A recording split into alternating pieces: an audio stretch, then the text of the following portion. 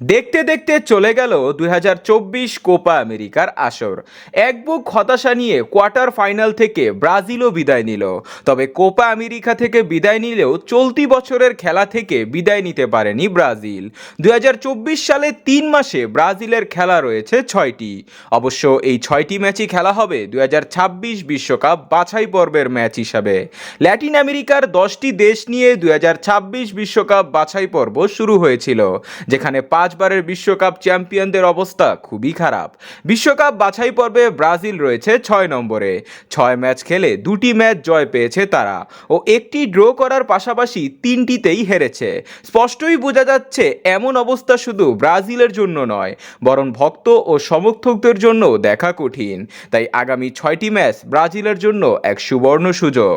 বিশ্বকাপ বাছাই পর্বে ব্রাজিল প্রথম ম্যাচ খেলবে সেপ্টেম্বরের 5 তারিখ। সেদিন ব্রাজিলের প্রতিপক্ষ হবে ইকুয়েডর। এই ম্যাচের সময় এখনও নির্ধারণ করা হয়নি। যখন করা হবে তখন এই চ্যানেলে জানিয়ে দেওয়া হবে।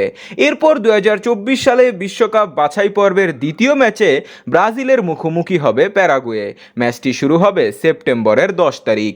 এরপর তৃতীয় ম্যাচে ব্রাজিলের মুখোমুখি হবে চিলি। ম্যাচটি শুরু হবে অক্টোবর মাসের 10 তারিখ। সময় ও ভেন্যু দেওয়া নেই, যখন দেওয়া হবে তখন এই চ্যানেলে বিস্তারিত জানাবো। চতুর্থ ম্যাচে বিশ্বকাপ বাছাই পর্বে ব্রাজিলের মুখোমুখি হবে পেরু।